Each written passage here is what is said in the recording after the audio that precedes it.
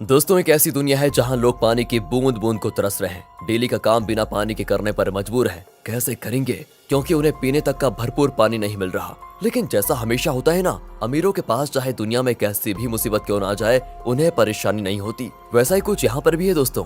बड़ी बड़ी private company ने जमीन के अंदर पानी निकालने के लिए मशीन लगा दी है, क्योंकि अभी भी कहीं कहीं ऐसी जगह है जहां जमीन के अंदर से पानी निकाला जा सकता है, और उन जमीनों से जितना भी पानी निकलता है उसे शहरों में सप्लाई कर दिया जाता है, जहां पर अमीर लोग रहते हैं। लेकिन गरीब लोग बेचारे गांव में रहने पर मजबूर हैं। उन्हीं गरीब लोग में होम्स परिवार भी रहता है दोस्तों, जिसमें पिता अर्नेस्ट, माँ कैथरीन, बड़ी बेटी मैरी और छोटा बेटा जेरोम शामिल है।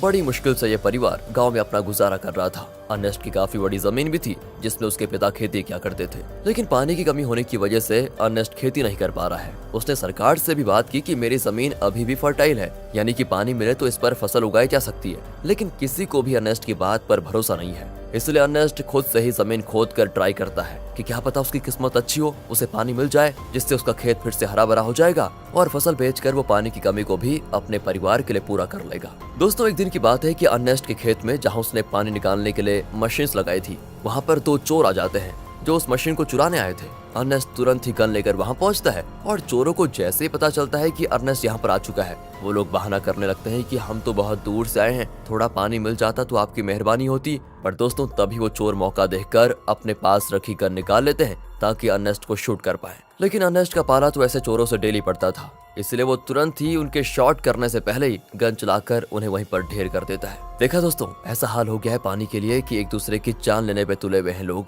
अर्नेस्ट अपनी मशीन को चेक करने आता है, लेकिन बेचारे को पता चलता है कि यहाँ से जो थोड़ा बहुत पानी निकलता था वो भी खत्म हो चुका है। इसका मतलब कि अब उसे दूसरी जगह फिर से गड्ढा खोदकर मशीन लगानी होगी ताकि वहाँ से पानी निकाला जा सके। अर्नेस्ट अब जेरोम के साथ वाटरमैन के पास जाता है। दोस्तों, वाटरमैन ऐसे लोगों का ग्रुप है जो प्राइवेट कंपनी के लिए काम करते हैं, बड़ी बड़ी मशीनों को लगाना ताकि अंदर से पानी निकाला जा सके, और ये पानी शहर में सप्लाई किया जाता है। वैसे अर्नेस्ट इन लोगों को शराब या खाने पीने की चीजें डिलीवर करने का काम करता है। वो शहर से सारी चीजें अपने गधे पर लाद कर लेकर आता है और इन वाटरमैन को दे देता है। उन्हीं वाटरमैन में मैक्स नाम का एक आदमी भी शामिल है, जिससे अर्नेस्ट की थोड़ी अच्छी पहचान होती है। अर्नेस्ट मैक्स से कहता है कि देखो भाई, तुमने यहाँ बड़ी मशीन लगाने का काम शुरू कर दिया है। यहाँ से थोड़ी दूर मेरा खेत है जहाँ पानी आता था वैसे, लेकिन तुम्हारे यहाँ वो बड़ी मशीन लगाने की वजह से जो थोड़ा बहुत पानी मेरे खेत को मिलता था, अब वो भी बंद हो गया है। क्या तुम अपनी इन बड़ी मशीनों की लाइन दूसरी जगह नहीं लेकर जा सकते? मैक्स कहता है कि ये तो मेरा काम नहीं है, तुम्हें बात करनी है तो तुम हमारे बॉस से जाकर कर सकते हो। अर्नेस्ट को पता होता है कि बॉस तो उसकी सुनने वाला है नहीं,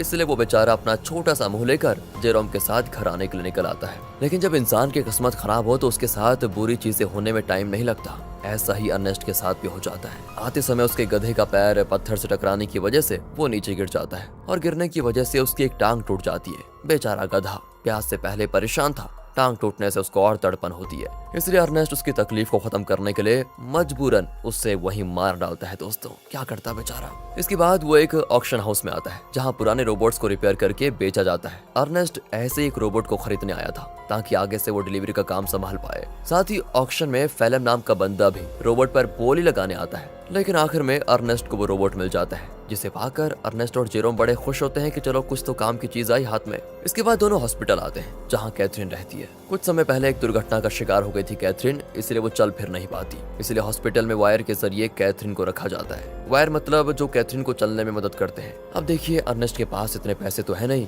कि वो वायर का सिस्टम खरीद कर घर लेकर आ पाए, इसीलिए वो और उसके परिवार के लोग हॉस्पिटल में ही कैथरीन से मिलने आए जाया करते हैं। अब हॉस्पिटल के बाहर अर्नेस्ट की मुलाकात रॉबी नाम के बंदे से होती है, जो अर्नेस्ट का बढ़िया दोस्त है, काफी ज्यादा करीबी है। उसके पास तो रहने के लिए घर तक भी नहीं है, साथ ही वो दिमाग से भी थोड़ा कमजोर है, इसलिए अर्नेस्ट उसके पास जो थोड़ा बहुत पानी होता है वो रॉबी और उसके परिवार को दे देता है, क्योंकि भले ही अर्नेस्ट के पास भी पानी की कमी है, लेकिन बंदे का दिल बहुत बढ़िया है यार। अब वहाँ से अर्नेस्ट जैसे ही घर आता है ना, उसके पास फेलम पहुँच जाता है, जो उससे कहता है कि मुझे तुम्हारा रोबोट चाहिए, कुछ जरूरी काम है। अर्नेस्ट को पता था कि फेलम एक नंबर का बदमाश आदमी है, वो रोबोट वापस करने में नाटक करेगा, इसीलिए दोस्तों अर्नेस्ट रोबोट देने से साफ मना कर देता है। साथ ही दोस्तों, मैं आपको बता दूं कि फेलम और अर्नेस्ट की बेटी मैरी का एक दूसरे के साथ चक्कर चल रहा है। अर्नेस्ट ने कई बार मैरी को समझाया कि वो फेलम से दूर रहे, वो अच्छा इंसान नहीं है, लेकिन मैरी है कि सुनने को तैयार ही नहीं होती। फिल्म की वजह से वो तो अपने पिता से भी नफरत करने लगी है। बताओ दोस्तों, माँ बाप कभी गलत होते हैं क्या? जो बच्चे माँ बाप की बात नहीं मानते उनके साथ तो बुरा होता ही है। कहीं मैरी के साथ भी कुछ बुरा ना हो जाए। खैर, आगे देखते हैं। अगले सीन में अर्नेस्ट एक और जगह गड्ढा खोद रहा होता है, इस उम्मीद में कि शायद वहाँ से कुछ पानी निकल जाए,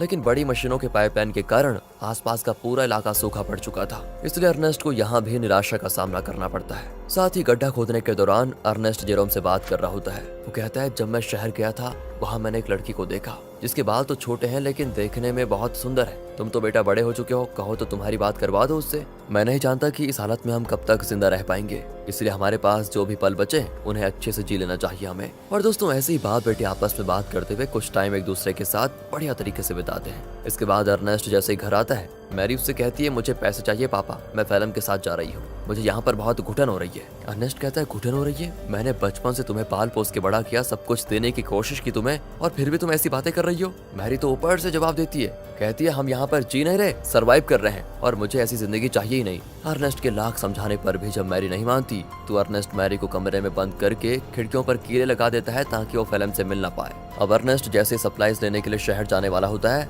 तभी उसको पता चलता है कि रोबोट गायब है। ये देखकर उसकी हालत खराब, वो परेशान हो जाता है। वो समझ चुका था कि ये काम तो फिल्म के अलावा कोई दूसरा कर नहीं सकता। वो वहाँ से तुरंत वाटरमैन के पास आता है ताकि उनसे पूछ सके कि क्या फिल्म यहाँ पर आया था कि नहीं। पर वहाँ पर आते ही मैक्स और बाकी वाटरमैन मिलकर अर्नेस्ट पर धावा बोल देते हैं दोस्तों, और जमकर उसकी पिटाई करने लगते हैं। उनका कहना होता है कि तुमने हमारी सप्लाईज चुराई, जो हमारी मेहनत की कमाई थी, जिसे तुमने शायद कहीं और बेच दिया होगा। अर्नेस्ट कहते हैं, अरे ये क्या कह रहे हो तुम? मैं खुद यहाँ तुमसे पूछने आया था कि क्या फिल्म मेरा रोबोट लेकर यहाँ आया था या नहीं, लेकिन उल्टा तुम लोग मुझे ही मार रहे हो। दोस्तों, अर्नेस्ट यहाँ पर समझ चुका था कि जरूर फिल्म ने शहर से मेरे बदले सप्लाईज ले ली और उसे वाटरमैन को देने के बजाय चुरा कर कहीं और लेकर चला गया। इसलिए दोस्तों, अर्नेस्ट जैसे तैसे वाटरमैन से पीछा छुड़ाकर फिल्म को ढूंढने के लिए निकल जाता है, जो उसे मिल भी जाता है। साथ ही अर्नेस्ट का शक भी सही था, उसने ही सप्लाईज चुराई थी दोस्तों, जिससे वो बड़े आराम से खा पी रहा था। इसलिए अर्नेस्ट गन पॉइंट पर लेकर फिल्म को डरा देता है और उसे वाटरमैन के पास ले जाने लगता है, ये बताने के लिए कि सप्लाईज मैंने नहीं, फिल्म ने चुराई थी। आगे बढ़ते हुए दोनों काफी ज्यादा थक चुके थे। अर्नेस्ट सबसे ज्यादा थक चुका था और साथ ही साथ उसका पानी भी खत्म हो चुका था। इसीलिए दोस्तों, फिल्म अर्नेस्ट को बहकाने की कोशिश करता है कि मैंने सप्लाईज की थोड़ी शराब पी ली थी और थोड़ी बची है, मेरी मानो तो बची हुई शराब हम दोनों आधा आधा बांट कर पी लेते हैं। ज्यादा से ज्यादा वाटरमैन क्या करेंगे, मुझे मारेंगे ही ना, लेकिन अगर हमने पिया नहीं तो हम प्यास से जरूर मर जाएंगे। इस पर अर्नेस्ट मान जाता है, लेकिन जैसे ही वो फिल्म को रस्सियों से आजाद करता है, फिल्म उस पर ही हमला कर देता है। बेचारा अर्नेस्ट पहले से ही थका हुआ था और मार खाने की वजह से उसका काफी ज्यादा खून बहने लगता है। इसके बाद तो फिल्म जबरदस्ती पाके सारी शराब अर्नेस्ट के मुंह में डाल देता है, ताकि जब वाटरमैन उसे देखे तो उन्हें यकीन हो जाए कि अर्नेस्ट ने ही सप्लाईज चुराई थी और उसी ने उनकी शराब पी ली। इतना ही नहीं दोस्तों, फिल्म अर्नेस्ट को मार मार कर रोबोट के साथ ही रस्सी से उसको बांध देता है, ताकि दुनिया को लगे कि रोबोट ने आउट ऑफ कंट्रोल होकर अर्नेस्ट पर हमला कर दिया, जिससे उसकी जान चली गई। और होता भी ऐसा ही है, बेचारा अर्नेस्ट मारा जाता है दोस्तों। और सभी लोगों को लग रहा था कि रोबोट ने अर्नेस्ट की जान ली। दोस्तों, हमेशा अच्छे लोगों के साथ बुरा ही क्यों होता है यार। अगले सीन में जेरोम अपने पिता को खोने के बाद बहुत उदास बैठा होता है। वो सारा गुस्सा रोबोट पर उतार कर उसे तोड़ने की कोशिश कर रहा होता है, क्योंकि अभी तो उसने ये मान लिया है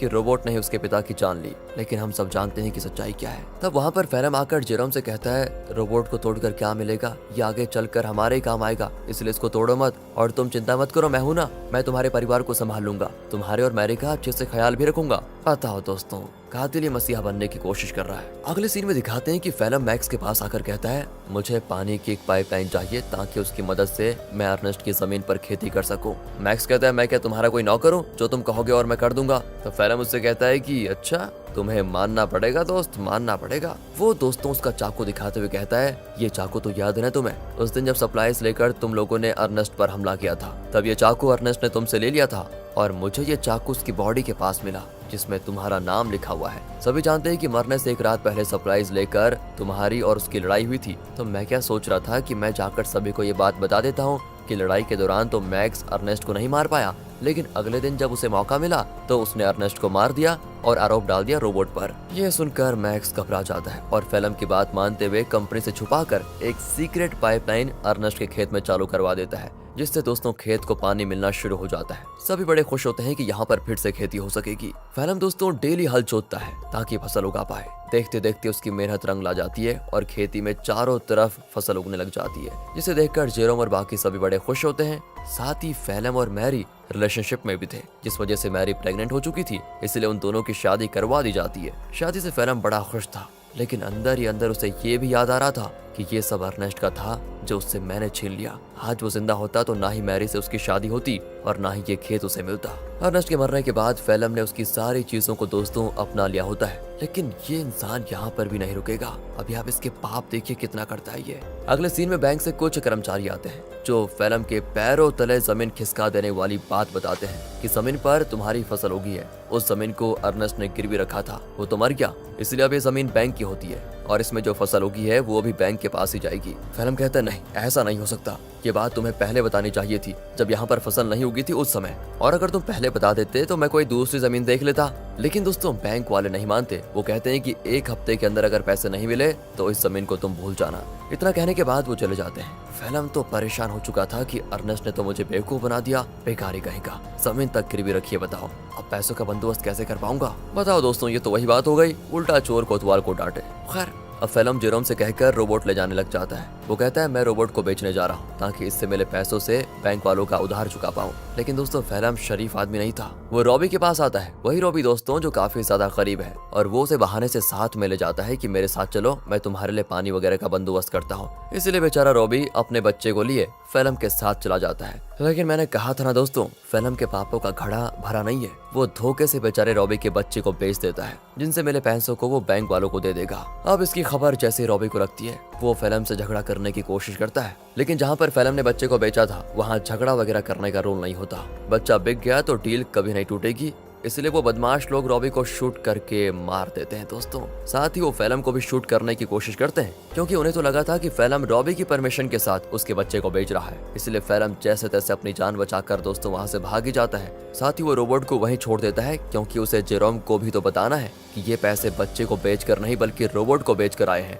क्या कहें दोस्तों, कितना बुरा आदमी है यार फैलम। तभी तो दोस्तों अर्नेस्ट अपनी बेटी मैरी को मना कर रहा था इसके साथ रहने के लिए। अगले सीन में बैंक को पैसा देने की वजह से जमीन फिर से फैलम की हो जाती है, तो वहीं रोबोट आगे बढ़ते हुए अपने ओरिजिनल ओनर के पास जाने के लिए निकल पड़ता है, क्योंकि जब वो बदमाश लोग फैलम और रॉबी को शूट कर रहे थे तो कुछ गोली रोबोट को भी लग गई थी, जिससे हुआ ये कि रोबोट की डिफॉल्ट सेटिंग ऑन हो गई और इसीलिए वो अपने ओरिजिनल ओनर के पास जा रहा है जो कि शहर में रहता है और ओनर का नाम है कैल्विन। वो जैसे उस रोबोट को देखता है तो बिल्कुल हैरान हो जाता है कि ये किसका रोबोट घूमकर वापस मेरे पास आ गया। उस रोबोट पर दोस्तों अर्नेस्ट का नाम लिखा हुआ था, इसलिए कैल्विन रेडियो के जरिए अर्नेस्ट से संपर्क करने की कोशिश करता है ताकि वो आगे आए और अपने रोबोट को वापस लेकर जाए। जेरोम तो जैसे ही रेडियो को ऑन करता है तो बिल्कुल हैरान हो जाता है कि फैलम ने तो कहा था कि उसने रोबोट को बेच दिया, अब ये कैल्विन बता रहा है कि रोबोट उसके पास है। इसलिए दोस्तों वो डिसाइड करता है कि अगर कैल्विन रोबोट वापस देना चाहता है तो कोई नहीं, ये तो बहुत अच्छी बात है, मैं जाकर उसको ले लेता हूँ। अगले सीन में जेरोम को रॉबी की पत्नी दिखाई देती है, जो रॉबी और उसके बच्चे के वापस न आने पर सदमे में जा चुकी थी।